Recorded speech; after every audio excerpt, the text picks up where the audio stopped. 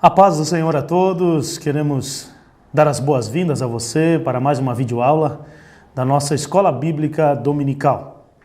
Estamos no terceiro trimestre do ano de 2020, estudando a lição da Carta de Tiago. A Carta de Tiago, perspectivas para uma vida cristã relevante. Já tivemos a lição 1 e 2, que falou sobre a vida cristã na perspectiva de Tiago, e também a lição 2, o alvo da vida cristã. E hoje estaremos estudando a lição número 3, o cristão e as tentações, conforme, claro, a carta de Tiago. Queremos louvar a Deus pela vida do nosso pastor-presidente, pastor Hebron Evandro Mussini, que tem dado total apoio ao Departamento de Ensino na Assembleia de Deus de Sara. Também louvar a Deus pela vida do presbítero Cristiano, que é o nosso coordenador de ensino aqui do campo. Louvar a Deus pela vida do nosso líder da Escola Bíblica Dominical aqui no Templo Sede, presbítero Mon Jorge, e a todos que têm participado, todos que têm de alguma maneira contribuído para o Departamento de Ensino, a Escola Bíblica Dominical aqui na Assembleia de Deus de Sara. Vamos para a nossa lição? Como eu citei, a lição é a lição de número 3, com o título O Cristão e as Tentações. Nós temos o nosso texto-chave, que está na carta de Tiago, capítulo 1, versículo 13, quando diz: ninguém sendo tentado diga, de Deus eu sou tentado, porque Deus não pode ser tentado pelo mal e a ninguém tenta. Então esse é o nosso texto-chave que estaremos discorrendo na nossa lição de hoje. Também na nossa sabedoria diária, na segunda-feira, conforme Abacuque 1:13, vai falar que Deus é totalmente bom. A sabedoria diária para cada dia da semana há um texto que você, cristão, deve meditar na lição, meditar na palavra do Senhor, no texto sugerido. Na terça-feira, na Epístola de Tiago, capítulo 1:13, vai falar que Deus não tenta a ninguém, sendo o nosso texto-chave da lição. Quarta-feira, nós temos o texto de 1 Tessalonicenses, capítulo 3, e o versículo 5, onde fala que Satanás é o tentador. Quinta-feira, conforme Mateus 15:19, vai falar que o coração do homem é pecaminoso. E sexta-feira, nós temos 1 Coríntios, capítulo 10, e versículo 13, que fala que sempre há um escape para a tentação. E encerrando a semana, no sábado, nós temos Tiago 1:18, que fala que Deus nos tem como seus filhos. Que maravilha, né? Que maravilha sermos filhos de Deus. Continuando, nós temos a nossa leitura bíblica em classe, que está baseada em Tiago, capítulo 1, do versículo 13 ao versículo 18, que diz assim, versículo 13, ninguém sendo tentado diga, de Deus sou tentado, porque Deus não pode ser tentado pelo mal e a ninguém tenta. Versículo 14, mas cada um é tentado quando atraído e engodado pela sua própria concupiscência. Versículo 15, depois, havendo a concupiscência concebido, dá à luz o pecado, e o pecado, sendo consumado, gera morte. Versículo 16, não erreis, meus amados irmãos, toda boa dádiva e todo dom perfeito vem do alto, descendo do Pai das luzes, em quem não há mudança nem sombra de variação. Segundo a sua vontade, versículo 18, ele nos gerou pela palavra da verdade, para que fôssemos como primícias de suas criaturas. Esse é o texto, essa é a leitura bíblica em que vamos basear a nossa lição, falando sobre o cristão e as tentações. Todos estamos sujeitos às tentações. Enquanto estamos neste mundo, estamos sujeitos a sermos tentados, mas cabe a nós a decisão de cair na tentação, de fugir da tentação, de resistir à tentação e permanecer fiel na presença do Senhor. A introdução da nossa lição vai dizer: nem todos os cristãos provados suportam o teste que Deus lhes proporciona e caem em tentação. Hoje aprenderemos com Tiago a diferenciação explícita entre a aprovação que é vinda de Deus e a tentação que se origina no coração humano. Entenderemos também os estágios da tentação na vida do cristão e explanaremos sobre a grande bondade de Deus em gerar nos seus filhos segurança para vencer os momentos adversos. Então esse é o resumo da nossa lição de hoje.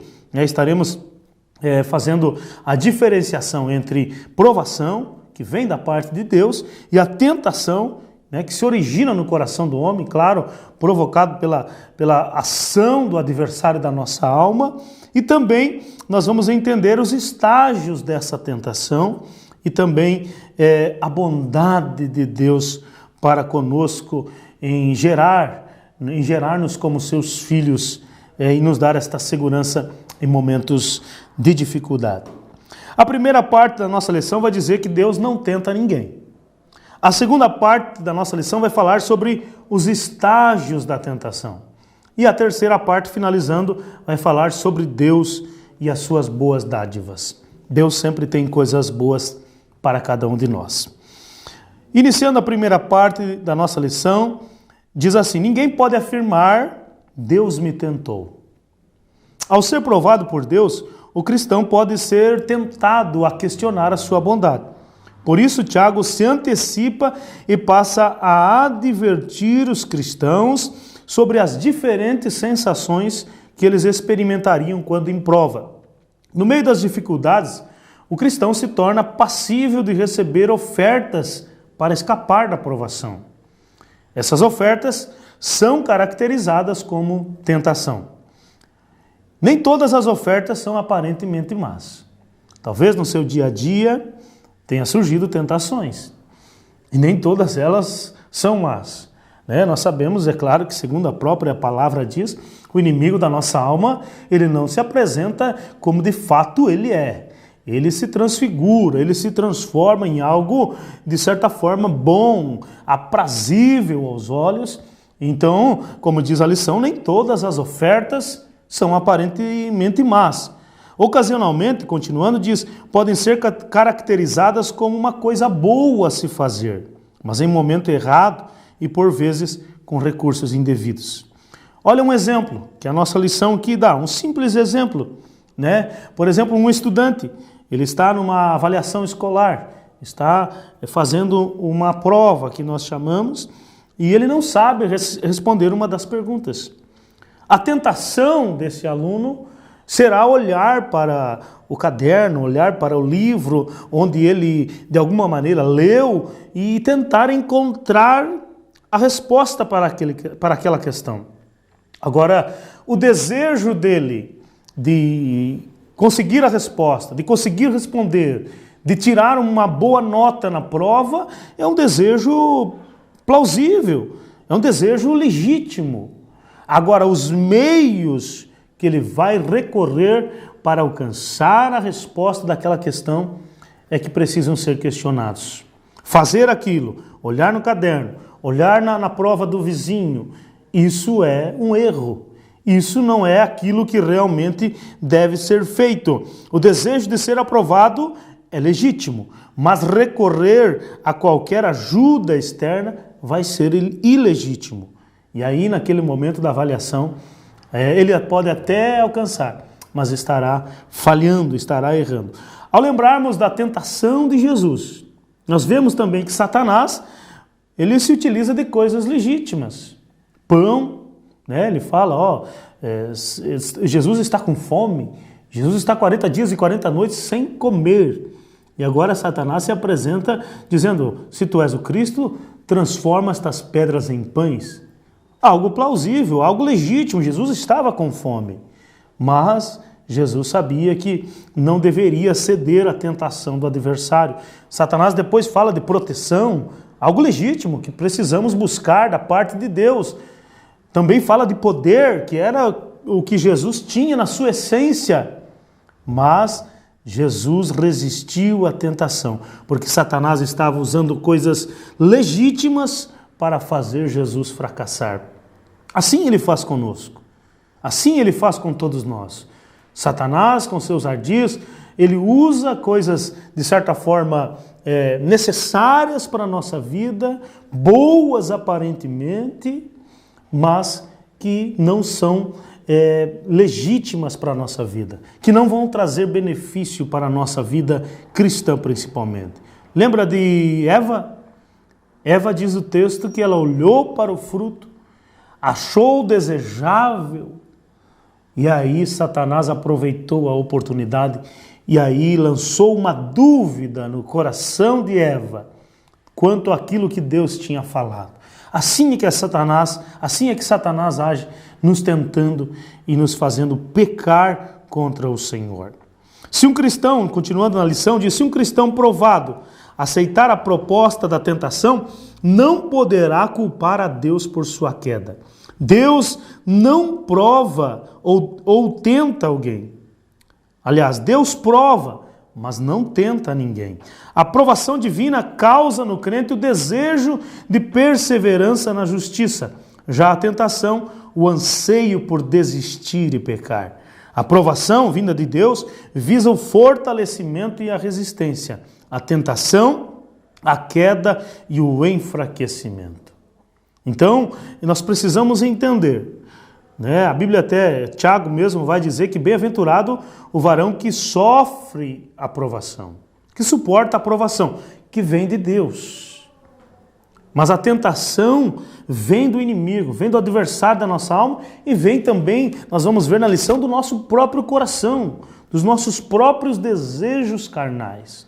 Mas a provação que vem de Deus vai nos fortalecer, vai nos fazer resistir, vai nos fazer ser mais resistentes. Agora, a tentação, se nós cedermos, vai ser a queda e o enfraquecimento.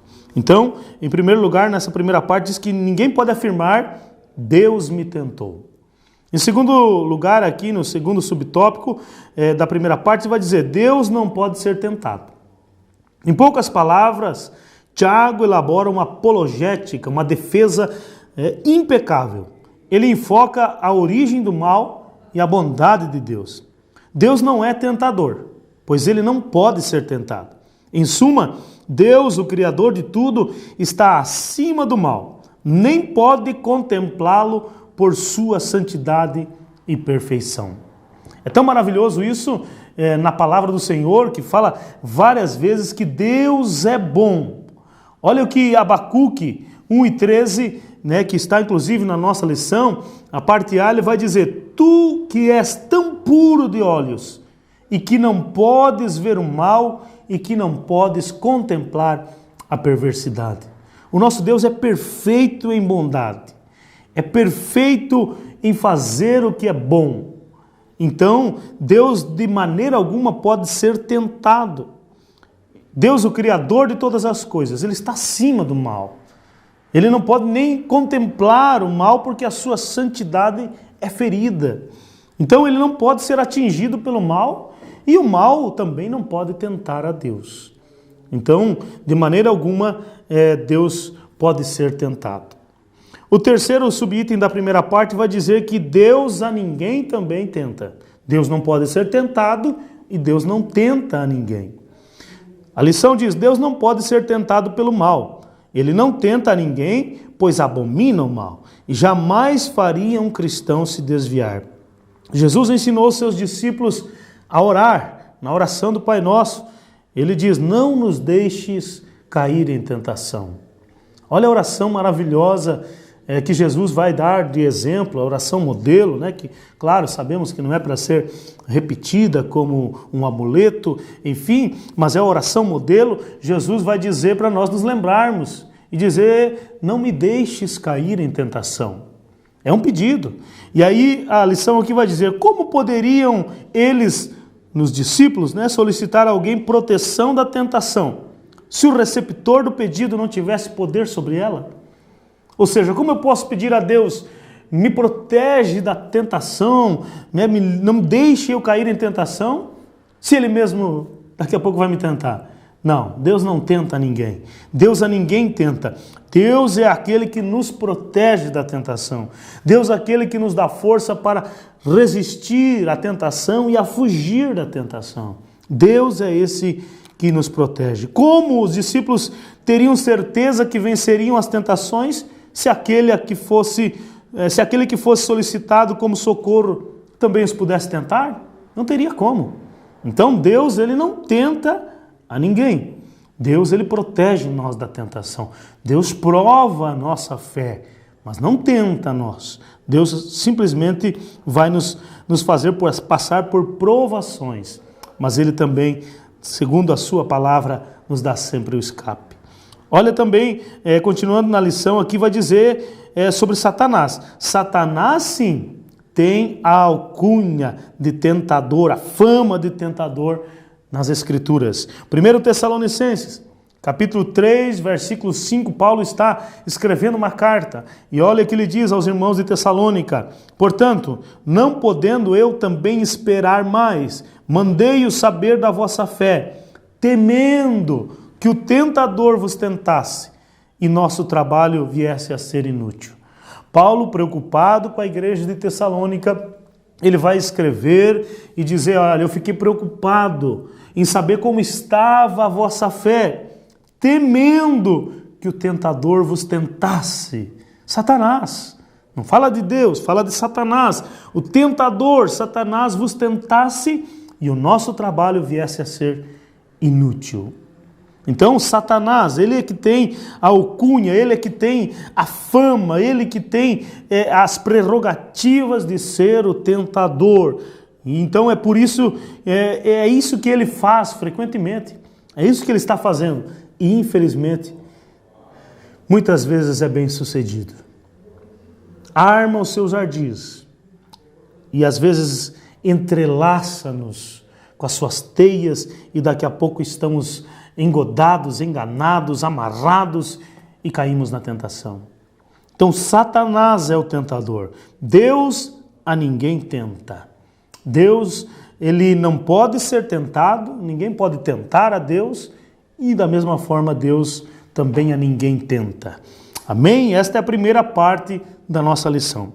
Seguindo para a segunda parte, nós vamos falar agora sobre os estágios da tentação. Porque a tentação não começa ou não acontece de uma hora para outra, ou de um minuto para outro, de um tempo para outro. Não, ela tem os seus estágios. Olha o que a nossa lição vai dizer. Em primeiro lugar, a atração da concupiscência. O primeiro estágio da tentação é a atração da concupiscência. Diz assim: para deixar explícito que ninguém poderia culpar a Deus e nem mesmo a Satanás. Olha que interessante isso. Pela tentação, o apóstolo Tiago passa a descrever a dinâmica da mesma. Em primeiro lugar, ele explica que a tentação começa com a atração da concupiscência. Eu acho interessante quando o leitor, o escritor, o comentarista da nossa lição, pastor Jonatas, ele vai falar que, para deixar explícito, para deixar claro, que ninguém poderia culpar a Deus nem Satanás pela tentação, o apóstolo então vai falar sobre a dinâmica da tentação. Ou seja, muitas vezes nós erramos, falhamos, caímos na tentação e queremos culpar a Deus. E às vezes queremos culpar a Satanás.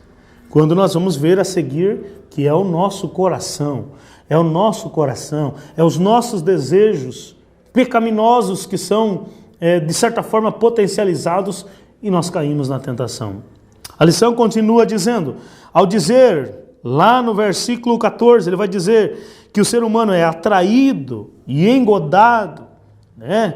É atraído e aí enganado, ludibriado. Tiago usa a ilustração da armadilha e engodo, que podem ser encontrados na arte da pesca. Quando um peixe enxerga a isca, ele fica tentado a atacá-la. Movido pelo instinto de se alimentar e ignorando os ardis de quem a está manipulando, acaba mordendo o chamariz, sendo arrastado para fora da água e morrendo em consequência. Olha que ilustração simples, mas tão clara para entendermos como funciona a tentação. Em primeiro lugar, vem a concupiscência, a atração. O peixe está lá, tranquilo, na água, quando o pescador lança o anzol com a isca na ponta. O peixe olha a isca.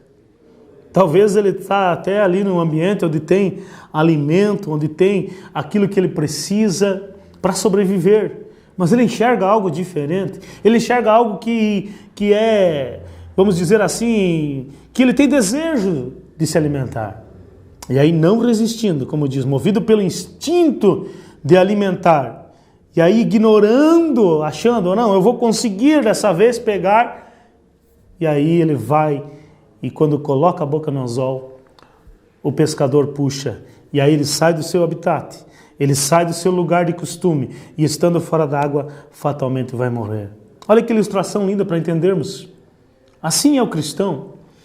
O cristão está neste mundo, e este mundo muitas vezes oferece coisas até bonitas e coisas até, como nós vimos anteriormente, de certa forma legítimas, que pode ser até benéfico, mas os meios que nós vamos buscar não são legítimos. E aí nós, enganados, atraídos e engodados, enrolados, cobiçosos, caímos na tentação. Pegamos aquilo para a nossa vida e aí pecamos. E aí saímos do nosso habitat, saímos da presença do Senhor, oh aleluia, saímos do cuidado do Senhor, saímos do cuidado dos anjos do Senhor. E aí fatalmente acontece a morte espiritual. Olha que ilustração simples, mas que traz um aprendizado muito grande para a nossa vida. A tentação. A palavra grega no texto para desejo é epitimia. Fala de um desejo inerente ao ser humano. Ou seja, não é um desejo que eu tenho fora do meu corpo. É um desejo meu. Fala de um desejo inerente ao ser humano. Ou seja, que é do ser humano. Está em seu interior. Vale a pena ressaltar que epitimia não fala diretamente de desejos pecaminosos. É aquilo que eu falei. É um desejo até de certa forma legítimo. Porém, o texto aqui vai dizer, por causa da natureza humana caída, o desejo natural é pervertido, gerando a cobiça, isto é, a desordem dos apetites. O homem não pode alegar a inocência dos seus instintos, pois esses desejos já estão em seu coração, são apenas turbinados pela força da tentação. Por esta razão, Jeremias profetizou que o coração do homem é enganoso, Jeremias 17:9, pois ele pode conter o próprio veneno que o matará. É tão interessante que a lição diz que o desejo natural é pervertido. O desejo natural não é pecado. O desejo natural é normal do ser humano. Agora, o desejo natural, quando ele se torna pervertido, aí ele gera a cobiça, ele gera uma desordem dos apetites, dos desejos, e aí eu acabo cedendo à tentação, buscando algo mais, buscando algo que venha me satisfazer, além daquilo que eu tenho naturalmente, e aí o inimigo me engana. O inimigo me engana e eu acho que com isso eu vou ter satisfação. Quando na verdade, daqui a pouquinho nós vamos comentar, vai trazer para mim tristeza, amargura, angústia na minha alma. É tão interessante que aqui ele fala sobre o coração do homem, que é enganoso, pois ele pode conter o próprio veneno que o matará. Os nossos próprios desejos muitas vezes nos levam à ruína. Então precisamos saber controlar os nossos desejos e impulsos da carne. Mais do que nunca, nós precisamos da ajuda do Espírito Santo. A lição continua dizendo, quando controlado pelo Espírito Santo, o ser humano saberá negar seus próprios desejos com suas variações e não permitirá que se tornem cobiça. E assim como foi com Jesus, Satanás esperará uma outra ocasião que lhe seja oportuna. Olha o que diz Lucas 4:13. Tendo terminado todas estas tentações, o diabo o deixou até uma ocasião oportuna. É tão sério essa questão da tentação, porque nós temos um adversário que não descansa. Dioturnamente ele está planejando, arquitetando para nos enganar, para nos fazer cair na tentação, cair nos seus engodos. E aí nós precisamos, como Jesus, estar orando em todo o tempo, vigiando em todo o tempo, em contato com o Pai em todo o tempo, para estarmos com o Espírito Santo na nossa vida. E aí dizer não permitir que esses desejos se tornem em cobiça, sejam, como diz o comentarista, turbinados, potencializados, vindo a causar a tentação, a queda espiritual. Eu lembro-me agora de Caim. Caim está ali diante de uma decepção para ele. O seu sacrifício não foi aceito. E aí a amargura toma conta do seu coração, a ira, a inveja do seu irmão. E Deus, claro, sabendo que Caim ia fazer o que acabou fazendo, Deus diz para ele em Gênesis 4:7, se bem fizeres, não é certo que serás aceito? E se não fizeres bem, o pecado jaz à porta, e sobre ti será o seu desejo, mas sobre ele deves dominar. Os nossos desejos, eu repito, são legítimos. Agora, o desejo quando se torna cobiça, o desejo quando é pervertido, o desejo quando é potencializado, ele precisa ser dominado. Deus diz para Caim, cabe a você dominar. Eu estou te avisando, eu estou te alertando. Você pode mudar a história. Oh, aleluia! Assim é conosco. A palavra do Senhor seguidamente está nos avisando. Vigia, cuidado. Quem está em pé, cuide para que não caia. E aí, às vezes, nós vamos dizer, não, aconteceu com o fulano, não vai acontecer comigo. Ah, ele era fraco, eu vou conseguir, eu vou suportar. E esquecemos que, como Jesus falou, o espírito está pronto, mas a carne é fraca. Oh, aleluia, precisamos mais do que nunca da ajuda do Espírito Santo para vencermos, para resistirmos, para fugirmos da tentação. A tentação, diz a lição, que excita a cobiça, ou que provoca a cobiça, ainda não é caracterizada pecado, mas deve ser evitada. Ou seja, a lição está dizendo, a tentação que vai provocar o desejo, que vai provocar a cobiça, ainda não é pecado. Ainda dá para ser evitada. Por isso, a lição diz, vale a demonstração de, ao primeiro indício da tentação, o cristão deve fugir. É essa fuga que lhe dará persistência. É tão interessante isso que desde criança eu ouço isso. Satanás nós temos que resistir. Se não me foge a memória, Tiago mesmo vai dizer, resisti ao diabo e ele fugirá de vós. Mas a tentação não, a tentação nós devemos fugir dela. Não tentar resistir à tentação, não, eu vou suportar, eu vou conseguir, eu vou resistir. Não, aqui vai dizer que a fuga da tentação, fugir da tentação, é que vai dar persistência. Lutero costumava dizer, você não pode impedir que um pássaro voe sobre a sua cabeça, mas você pode impedir que ele faça ninho em sua cabeça. Assim eu não posso impedir que a tentação venha. Eu não posso impedir que a tentação se aproxime de mim. Mas agora, eu ficar ali e esperar e ver, não, será que vai acontecer, será que não vai? Não, eu devo fugir da tentação. Lutero falava, eu não posso impedir o pássaro de sobrevoar na minha cabeça. Ele pode sobrevoar, mas agora ele pousar na minha cabeça, fazer ninho na minha cabeça, não, aí eu não aceito. Aí é eu que tenho que impedir. Então, assim é a nossa tentação. Então, o primeiro estágio da tentação é a concupiscência. Vamos para o segundo estágio? O segundo estágio é a gravidez da concupiscência. Gravidez é isso mesmo. É o estágio da mulher, a gravidez da concupiscência.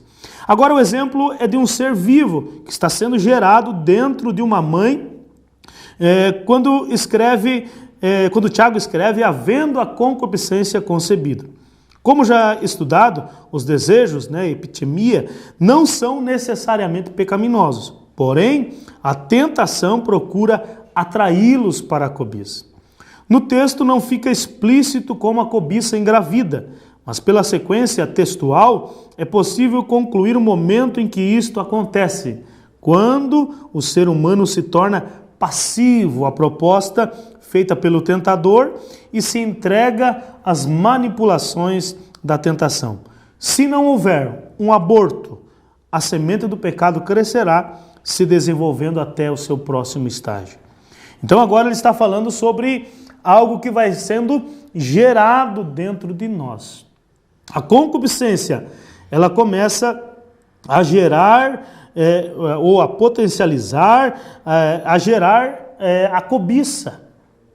É tão forte, o texto, como diz aqui, não fica explícito como a cobiça engravida, mas na sequência textual dá para entender que quando o ser humano começa a aceitar, quando o ser humano começa a se tornar passivo, como eu disse, vou ficar aqui, vou ver se vai acontecer, se não vai acontecer, eu acho que aqui não é tão perigoso eu ficar, né? E aí a gente vai dando algumas, algumas liberdades para nós, para a nossa vida, para o nosso corpo, e aí vai indo um pouquinho mais além, vai sendo passivo.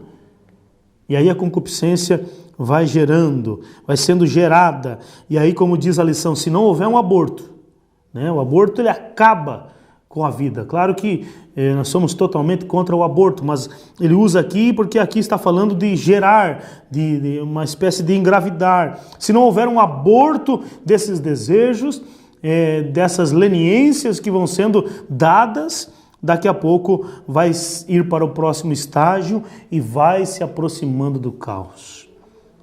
Em terceiro lugar, o terceiro estágio da tentação é o nascimento do pecado. Ou seja, se não houve o aborto, né? Se não houve o aborto da concupiscência, a concupiscência agora vai gerar o pecado.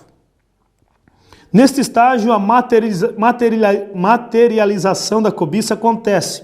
O bebê, chamado pecado, nasce. O autor apresenta-nos a verdade de que o pecado é um processo que acontece após uma sequência de engano e cobiça. Ao nascer, inevitavelmente o pecado já compromete o ser humano ao próximo estágio, a morte. Se não for abortada, a concupiscência vai gerar o pecado. E aí nesse estágio, como diz aqui, a grande verdade é que o pecado é um processo que vai nos fazendo ser enganados, né? E vai gerando cada vez mais cobiça. E aí, inevitavelmente, o pecado vai nos levar ao último estágio, que é a morte. O estágio final, o quarto estágio, é a geração da morte. De forma enfática, Tiago deixa o alerta que o pecado progressivamente leva até a morte espiritual, e aí da morte espiritual para a morte física, e da morte física para a morte eterna. Paulo, ele vai concordar com as afirmações de Tiago quando escreve que o salário do pecado é a morte, em Romanos 6:23. Para ambos, o resultado final sempre será a morte.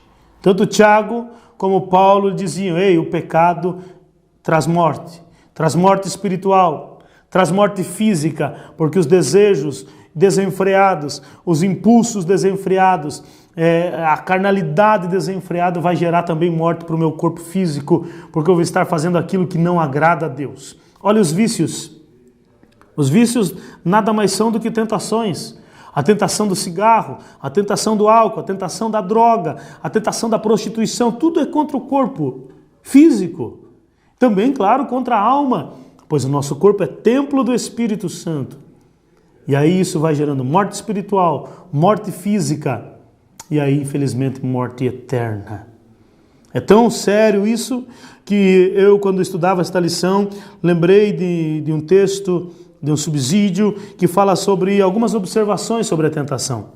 Em primeiro lugar, a tentação, ela surge da nossa presunção de força. A tentação, ela vai nos provocar a dizer: eu quero ver se você tem força para suportar. Eu quero ver se você tem força suficiente para não cair em pecado. E aí a gente, como ser humano, acha que consegue suportar, acha que consegue vencer. E a autoconfiança é um atalho para a derrota. A nossa autoconfiança, achar que não dependemos de Deus, achar que não dependemos do Espírito Santo, achar que não dependemos da palavra do Senhor para vencer a tentação, vai nos fazer fatalmente ser derrotados. Precisamos aprender a nos afastarmos da aparência do mal, afastarmos do próprio mal, não só da aparência, mas de tudo que é mal, nos afastarmos. A tentação também ela vai nos cegar. É tão tremendo isso, porque no Salmo 73, nós vemos Asaf, um grande salmista, e diz o texto que quando ele olha para o ímpio, a cegueira espiritual, ele olha para o ímpio, ele começa a ver o ímpio prosperando, o ímpio sendo, de certa forma, próspero, feliz, enfim, em todas as coisas. Porque ele tirou os olhos de Deus, tirou os olhos da palavra. Ou seja, a tentação de olhar o ímpio cegou ele para a verdade principal. E ele vai dizer, quando eu entrei no santuário, aí eu enxerguei o fim deles, o fim dos ímpios. Porque quando nós estamos na palavra, nós enxergamos que a tentação vai nos levar ao fim, a tentação vai nos levar à morte espiritual e à morte física e à morte eterna. Então a tentação, ela nos cega. Lembra de Davi? Davi está num dia qualquer lá no palácio e vai para o terraço e olha lá para Batseba e fica cego. A tentação de olhar Batseba, a beleza física de Batseba cega a Davi. Ele não olha o marido, ele não olha para o marido de Batseba, que era casada, ele não olha nem para a afronta que ele estava fazendo para Deus ao pegar uma mulher casada, deitar-se com ela. Ele não enxergou a maldição que cometera contra Deus. A tentação cegou a Davi. Quão triste é quando alguém é cegado, né? E aí, claro, o apóstolo Paulo vai dizer que Deus cegou o entendimento dos ímpios. Mas nós que somos cristãos, precisamos estar atentos, com os nossos olhos espirituais abertos para enxergar a tentação, para enxergar o momento, o engodo de Satanás e dizer, não, eu não quero isso para a minha vida. Eu quero permanecer fiel àquilo que Deus tem para a minha vida. A tentação também ela visa destruir a palavra de Deus em nós. Claro que não seria diferente. Se a palavra de Deus que nos esclarece, que nos informa sobre a tentação vai destruir a palavra de Deus em nós. Na parábola do semeador fica evidente esse aspecto da tentação, pois o texto vai mostrar claramente que na hora da tentação as pessoas que estão enraizadas na palavra não se desviam.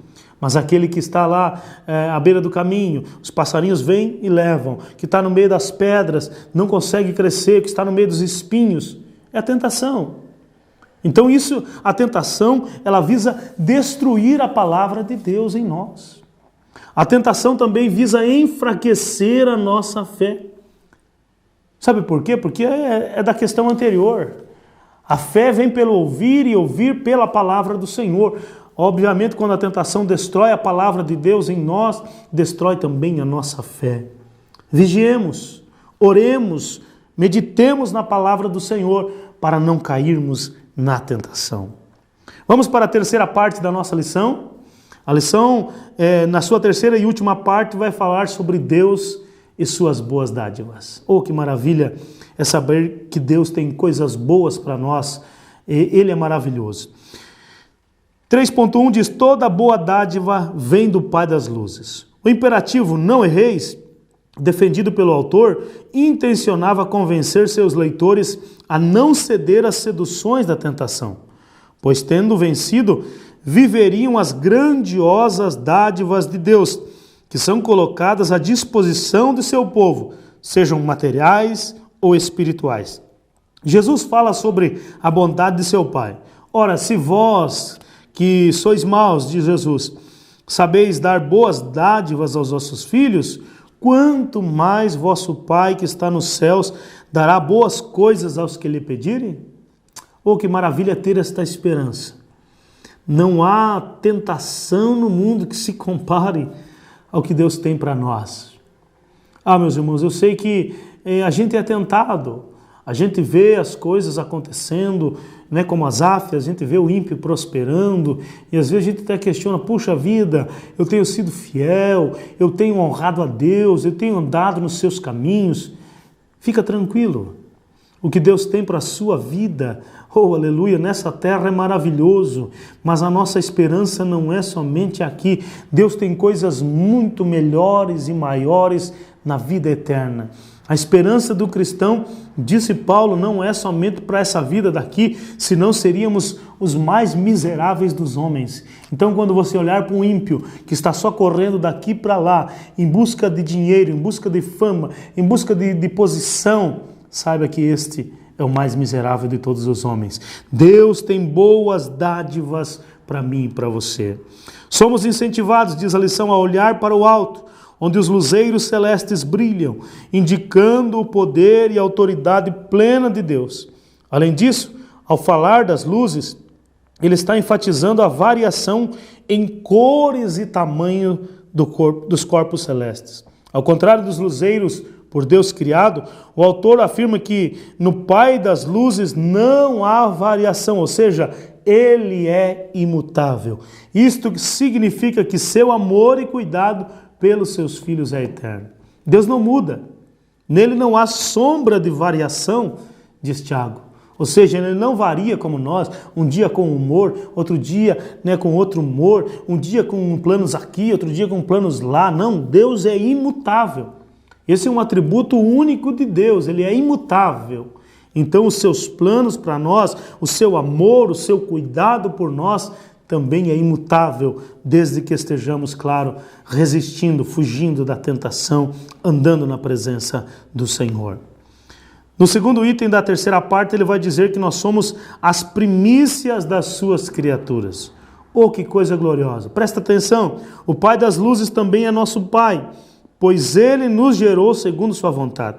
Não fomos nós que o escolhemos, pelo contrário, Ele nos escolheu, João 15,16 fala isso, nos dando nova vida em Cristo Jesus por meio do Evangelho. Ah, que privilégio! De vez em quando eu paro e medito sobre o privilégio de ser escolhido pelo Senhor. Jesus diz, ei, não foram vocês que me escolheram, fui eu que escolhi vocês e vos nomeei para que vades e deis frutos e vossos frutos sejam permanentes. E aí ele diz, a fim de que tudo quanto pedirdes ao Pai, Ele vos conceda. Ah, que Pai maravilhoso! Oh, aleluia! Ah, que escolha maravilhosa! Ah, que privilégio ser escolhido pelo Senhor! A lição continua dizendo, ao dizer que somos primícias das suas criaturas, o autor recorre à imagem do Antigo Testamento, onde primícias eram consideradas sagradas e pertenciam a Deus, seja animal, o primogênito, ou cereal, os primeiros frutos. Lembra do Antigo Testamento? Deus dizia, ei, as primícias são minhas. A primícia do animal, a primícia do campo. E aí agora Tiago está dizendo que nós somos primícias de Deus. Ou seja, vocês são meus, vocês pertencem a mim. Vocês são o que eu tenho de mais precioso. Oh, aleluia! Que maravilha ser primícia da criatura de Deus. Oh, que maravilha! Continuando, diz, no Novo Testamento os cristãos são os primeiros frutos. Oh, que privilégio para a igreja ser parte das primícias de Deus. Fomos escolhidos dentre tantas criaturas para a sua santidade e consagração. Por essa razão, ninguém jamais pense que Deus o desviará do caminho com tentações. Isto é impossível, pois Ele é santo em si mesmo, e os seus filhos compartilham desta santidade. Pedro vai dizer na sua primeira epístola, no capítulo 1, versículo 15, ele diz, repetindo o que Deus fala lá no Antigo Testamento, Deus diz, sede santos, porque eu sou santo. Olha, o desejo de Deus é que nós sejamos santos. E aí, como diz a lição aqui, é impossível, Deus querer desviar alguém do seu caminho. Deus não tenta ninguém. Deus prova a nossa fé, lógico, já falamos isso, mas Deus não tenta ninguém com o fim de derrotá-lo, de lançá-lo no inferno, jamais. Deus nos ama, Ele é santo em si mesmo. E Ele quer que nós também compartilhemos desta santidade, oh aleluia, junto com Ele, oh aleluia, em santidade junto com o Espírito Santo, com Cristo, ou vivendo uma vida exemplar, irrepreensível, que é o que Pedro diz, né? Em toda a vossa maneira de viver sejam irrepreensíveis, ou seja, nunca venham ser dignos de repreensão, mas sejam irrepreensíveis. Então está aí a nossa lição, nós vamos para a conclusão, que diz assim: a brilhante exposição de Tiago sobre a natureza das tentações e a bondade de Deus é edificante e transformadora. Uma vez que Deus é santo e não pode ver o mal, Ele não produz a tentação. Ao contrário, Ele dá apenas coisas boas aos seus filhos, mesmo quando elas estão travestidas de provações. Cabe ao cristão fiel sempre considerar a bondade de Deus e a necessidade de vigilância para vencer as tentações. Vigiemos, oremos. Tinha um hino antigo que dizia: vigiemos, oremos, Ele vem. Oh, aleluia! Ele vem, nós precisamos estar vigiando, orando em todo o tempo, fugindo das tentações, andando na presença do Senhor, buscando agradar ao Senhor.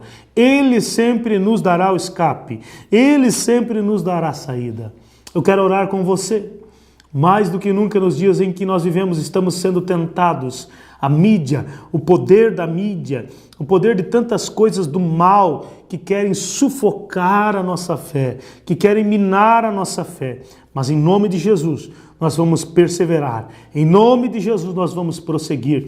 E o nome do Senhor será glorificado. Ore comigo nesta hora. Pai eterno, eu te louvo e eu te agradeço pela vida de cada um dos que estão assistindo e ainda assistirão esta aula. Eu te peço, Senhor, a tua bênção sobre nós. Somos dependentes da tua graça, somos dependentes da ajuda do Espírito Santo. Oh, aleluia, que o Espírito Santo nos ajude a compreender o teu querer, a tua vontade e nos dar força para fugirmos das tentações que surgem no dia a dia, ou andarmos em obediência à tua palavra, submissos ao teu querer, obedientes aos teus mandamentos, e até o dia que o Senhor voltar ou nos recolher para a sua glória, andemos na tua presença, no caminho estreito, no caminho que conduz à salvação. É a minha oração, em nome de Jesus Cristo. Amém, Senhor. Amém, Senhor. Deus abençoe a sua vida, o seu lar, a sua casa. Fique conosco. Até a próxima videoaula, em nome de Jesus.